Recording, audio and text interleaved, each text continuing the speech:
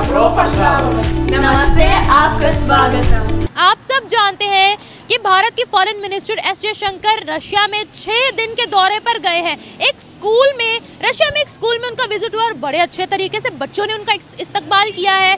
भारत का झंडा लहराया है, भारत का ट्रेडिशनल लिबास पहना है, भारत के नारे लगाए हैं। नहीं, देखिए, भारत का हाल अगर मुझसे आपने पूछना है तो हमारे जो नए वज़ीर आज़म साहब ने अगले दिन एक बड़ी अच्छी बात की। उन्होंने कहा जब वाजपेयी साहब आए थे तो $1 बिलियन भी फॉरेन रिजर्व नहीं था इंडिया का। आज कितना है? $600 बिलियन। दुनिया को अब इंडिया की जरूरत है, इंडिया को दुनिया की जरूरत नहीं है। इंडिया न्यूट्रल होने की वजह से आज उसके रिलेशन अमेरिका के साथ भी अच्छे हैं, रशिया के साथ भी अच्छे हैं। इसकी मैं तारीफ करता हूँ इंडिया की भी और रशिया की भी कि वो आपस में मिलकर अपनी कौम को सर्व कर रहे हैं। हमें सिर्फ पॉलिटिकल स्टेबिलिटी चाहिए। मुझे तरस आता है पाकिस्तान की अवाम पे और अपने आप पे भी आता है। आजकल हमारे पॉलिटिशियंस पता है क्या बेच रहे हैं हमें? हम तनख्वाह डबल कर देंगे, हम आपको इतने पैसे देंगे, हम आपको ये करेंगे। भाई सबसे पहले हमें ये बताओ पैसा पैदा कहाँ से होगा? लोगों की तनख्वाहें बढ़ाना कोई मसला है? किसी की 50,000 तनख्वाह सरकारी बंदे की लाख रुपए तनख्वाह कर देंगे, भाई कितों कर दोगे? Once you can't earn the money, how can you raise the revenue? आप उनकी नौकरी की तनख्वाहें कैसे बढ़ाएंगे? बात करते हैं तो मुझे कई मेरे जानने वाले कहते हैं पाकिस्तान की कोई अच्छी बात भी बता। यार अच्छी बात मुझे बताओ तो मैं मेरे मुंह में क्या मेरा दिल नहीं करता। मेरे खुद कान तरस गए उस मुल्क से कोई अच्छी खबर आए। मेरा दिल करता कि मैं बताऊं कि आप गड़े में गिर रहे हो। मेरी मादरे मिल्लत है यार, मैं पैदा हुआ वहां से, पाकिस्तानी हूं, मैं मरूंगा एज ए पाकिस्तानी, लेकिन वहां से कोई अच्छी खबर आए तो दूं ना आपको। मेरे तो खुद कान तरस गए। ऑलरेडी इंडिया के रशिया के साथ ताल्लुकात दिन ब दिन बहुत बेहतर होते जा रहे हैं। इंडिया और रशिया डिफरेंट प्रोजेक्ट पर काम कर रहे हैं और अब एक और खबर सुनने में आई है। जय हिंद दोस्तों, आप लोग को पता होना चाहिए कि भारतीय कल्चर, रीति रिवाज और भारतीय सभ्यता के ऊपर स्टडी की जाती है रशियन स्कूलों में। और दोस्तों जब जयशंकर साहब गए रशिया में तो उनका एक स्कूल विजिट हुआ जहाँ पे दोस्तों रशिया के बच्चों ने, स्टूडेंट्स ने परफॉर्मेंस दिखाई भारतीय कल्चर को, भारतीय भाषा को, भारतीय नृत्य को जयशंकर साहब के सामने। इवन दो दोस्तों रशिया के स्टूडेंट्स ने भारतीय भाषा में जयशंकर साहब का स्वागत भी किया अपने स्कूल में। दोस्तों इसको देखकर ये लगता है कि रशिया हमारा कितना अच्छा और कितना क्लोज फ्रेंड है। दोस्तों जहां इस स्कूल को देख के, जयशंकर साहब का ये भव्य स्वागत देखकर रशिया के स्कूल में और रशिया में भारतीय संस्कृति देख के कई देश दोस्तों हैरत में पड़ गए। खास करके पाकिस्तान और भी भारत के दोस्तों जो दुश्मन देश हैं वो जल रहे कि भाई भारत के कल्चर का और भारत के भाषा का, भारत के नृत्य का रशिया इतना ज्यादा प्रमोशन कर रहा है, जबकि वेस्टर्न सिविलाइजेशन या इस्लामिक सिविलाइजेशन का इतना प्रचार प्रसार करता हुआ रशिया नजर नहीं आता। और दोस्तों पाकिस्तानियों में मातम का एक और बात यह है कि दोस्तों जो रेडिकल इस्लामिकवाद है, ये सब दोस्तों यूरोप हो, ऑस्ट्रेलिया हो और मतलब दुनिया के हर देश से रेडिकल इस्लाम को इस समय बाहर फेंका जा रहा है, जो कि रेडिकल इस्लाम पाकिस्तान में भरा पड़ा है।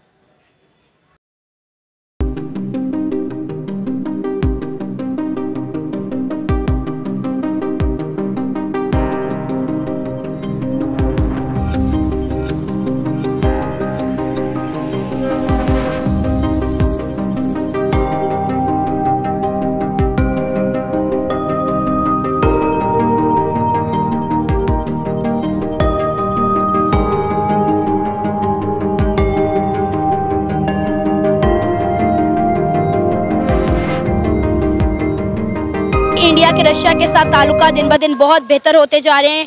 इंडिया और रशिया डिफरेंट प्रोजेक्ट पर काम कर रहे हैं और अब एक और खबर सुनने में आई है। तो इसमें हमने जैसे इंडिया का इसमें इंटरेस्ट जो हो रहा है तो बड़ी अच्छी चीज़ है। और साथ ही मैं आपको ये चीज़ ऐड कर दूं कि इंडिया इस वक्त दुनिया की 5वीं बड़ी इकॉनमी बन चुका है और तीसरी बनने जा रहा है। साथ हम देखते हैं कि वो IT इंडस्ट्री में दुनिया को अब इंडिया की ज़रूरत है, इंडिया को दुनिया की ज़रूरत नहीं है। पाकिस्तान के साथ ये कमज़ोरी रही है कि जब हम आज़ाद हुए तो 2 खेमे थे, एक रशिया का और एक सोवियत यूनियन का उस वक्त था और एक अमेरिका का था।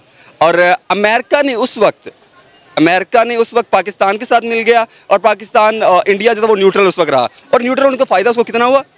कभी लगता है कि यार न्यूट्रल होने की तकलीफें बहुत फेस करनी पड़ती हैं, सारी चीज़ें करनी पड़ती हैं, लेकिन एंड दी एंड उसका रिजल्ट बड़ा अच्छा होता है। इंडिया की बात करें, इंडिया न्यूट्रल होने की वजह से आज उसके रिलेशन अमेरिका के साथ भी अच्छे हैं, रशिया के साथ भी अच्छे हैं।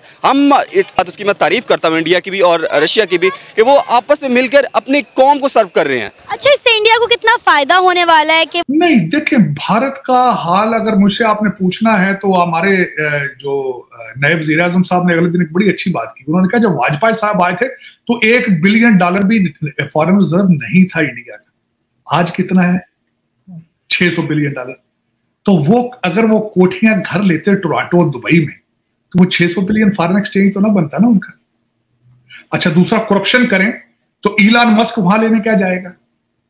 दुनिया की फार्मेसी किस तरह बन जाएगा भारत? तेजाज वहां संभल क्यों होगा? फिर मोदी साहब यहां आके अपनी पेमेंट प्लान और अपनी करेंसी और अपनी डायस्पोरा को प्रमोट क्यों करेंगे? अगर उनका प्लान, ये प्लान हो, वो तो फिर आगे यहाँ मकान देखेंगे ना, यहाँ प्लाट देखेंगे, टोरंटो में घर देखेंगे, दुबई में प्रॉपर्टियां बनाएंगे ना, जिस तरह आप बनाते हैं। तो ये इस तरह नहीं होता, दर हकीकत इस तरह नहीं होता। आपने बिल्कुल डिलीवर कर रहे हैं, जिस वजह से मैं समझता हूं कि ब्रिटिश ने इस कंट्री को, इस पूरे खिते को 4-6 मुल्कों में डिवाइड किया था कि ये कभी सुकून से ना खिता रह सके, कभी सुकून से ना रह सके। तो सर इनकी इकोनॉमी कभी, पाकिस्तान की इकोनॉमी कभी ठीक नहीं होगी, ऐसे ही रहेगी? आपकी इकोनॉमी ठीक तब होगी जब एक पाकिस्तानी पैदा हो जाए पाकिस्तान में। अभी तक तो कोई भी नहीं है। आप जब तनख्वाहें बढ़ाते हैं वो फिर पूरा मुल्क उसको पे करता है। वो तनख्वाह के लिए आपके पास होगा, हो सकता है फॉर एग्जाम्पल जी 25 करोड़ की आबादी है, लेट्स से जी 25 लाख मुलाजम है पाकिस्तान में, फॉर एग्जाम्पल मैं कह रहा हूँ, सरकारी मुलाजम की बात कर ले, 30 लाख है, 40 लाख है, मुझे नहीं पता कितना है। तो वो जो 40 लाख, 30 लाख, 25 लाख बंदा जो मुलाजम है सरकारी, उसकी जब आप तनख्वाहें बढ़ाते हैं तो जो कर्जे लेने पड़ते हैं वो कौन देता है? वो टैक्स तो पब्लिक देती है। So give us a remedy, how will you raise the revenue? Revenue कैसे रेज करेंगे, ये वो रेमेडी बताएं जनाब। हाँ, सानू ये ना दसो कि की करन है की नहीं करन है। Don't tell us the story, tell us how the revenue will be increase. ये है क्वेश्चन, बट वो कोई बताते ही नहीं। उन्होंने बताया इसका जवाब भी कोई नहीं आएगा। And nobody wants to do it, frankly speaking. कोई ये नहीं करना चाहता। मुझे और उन पॉलिटिशियंस को भी थोड़ी शर्म आनी चाहिए that you are winning and running elections years after years, but आपके पास कोई फार्मूला नहीं है। वही फार्मूला पिछली दफा कहा था जी हम तनख्वाह 50,000 करेंगे, इस दफा कह रहे हैं हम लाख रुपए कर देंगे ताकि इलेक्शन जीत जाए। हम इस वक्त किसी के कंपटीशन में नहीं है। आपने अगर रिसेंटली देखो, दुबई में बहुत बड़ी मीटिंग हुई थी, हमारे प्राइम मिनिस्टर गए, अगलों ने मुंह ही नहीं लगाया। क्या करें फिर? अधिकारियों को कोई मुंह लगाता है? ये बात आप दावे से कह सकते हैं। मैंने देखा है जितनी बार भी इमरान खान साहब गए हैं ना, वो फर्स्ट लाइन में खड़े हुए हैं और ऐसे सीना तान के खड़े हुए हैं। अच्छा, मेरी बात ये तो बीमारी का बहाना होता है, ऐसे खड़े हो जाते हैं ये। और सबसे पीछे खड़े होते हैं जी मियाँ साहब को बुखार हो गया, मियाँ साहब को बुखार। बीमार तो हमें होना चाहिए टेंशन परेशानी से। भाई ने बोला, आपको एक बात बताऊं, मेरी 30 साल एज है, 30 साल। ये मैंने पेंट किया हुआ है, वाइट है, सर भी पेंट किया हुआ है, ये चेक कर ले। ये क्यों है? ये इन चोरों की वजह से है। हमारे बाबा अजदाद ने गलतियां की थी, एक अल्लाह ने हमें लीडर दिया, उसकी कदर नहीं की। बाबा अजदाद ने क्या गलतियां की थी? बस ये गलत बंदों की सपोर्ट करके, गलत पार्टी को सपोर्ट करके। जी। अच्छा, मुझे ये बताएगा आपने, उन्होंने भाई ने बोला कि रॉ की साजिश है। देखे, इंटरनेशनल लेवल पे मुस्लिम कंट्रीज हमें वीज़ाज नहीं देती, मुस्लिम कंट्रीज हमें वीज़ाज नहीं देती। हम जाते हैं, हमें उस तरीके से नहीं बुलाया जाता, तो क्या उसमें भी रॉ की साजिश है?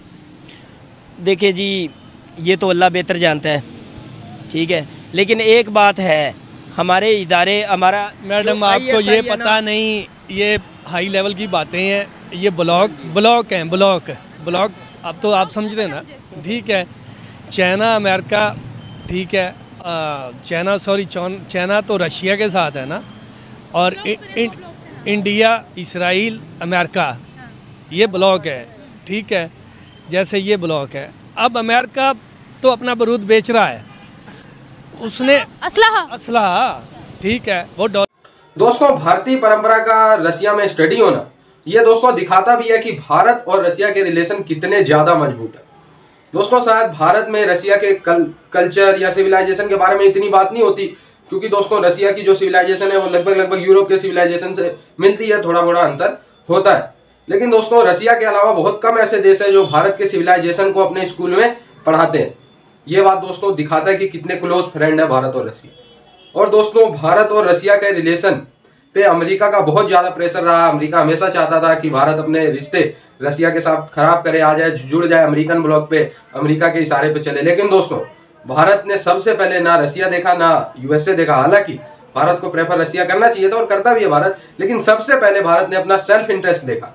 और इसीलिए दोस्तों, यही एक कारण है कि हमारे प्रधानमंत्री नरेंद्र मोदी जी और भारत को एक तरफ से रसिया का भी सपोर्ट मिलता है और कहीं ना कहीं यूएसए का भी सपोर्ट मिलता है, क्योंकि बाइडेन अक्सर प्रधानमंत्री नरेंद्र मोदी जी की तारीफ करते हुए नजर आते हैं। अच्छा दोस्तों, दुनिया को भारत ने कुछ ना कुछ दिया है, ठीक है, दुनिया में भारतीय कल्चर ने कभी अशांति नहीं फैलाई, हमेशा प्यार का मैसेज दिया, हमेशा लोगों के चेहरे पर मुस्कान लाई भारतीय कल्चर ने। दोस्तों आप लोगों को पता है ना, रेडिकल कल्चर ने दुनिया को क्या दिया।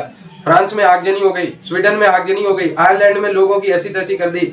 कौन से कल्चर ने, आप लोगों को पता है। इस समय उस कल्चर को पूरा यूरोप से खत्म किया जा रहा है।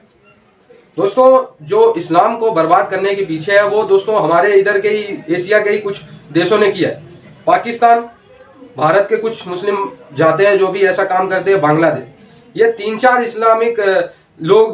इस्लामिक कंट्री के लोग जाके और अब पूरी इस्लामिक वर्ल्ड की इमेज खराब कर दी है। जो मैं कहना चाह रहा हूँ आप लोग समझ रहे होंगे। वही भारतीय कल्चर का प्रमोशन हर जगह है। आई होप ये वीडियो आपको अच्छा लगा हो। जुड़े रहे ऐसी वीडियोस के लिए। तब तक के लिए धन्यवाद। जय हिंद।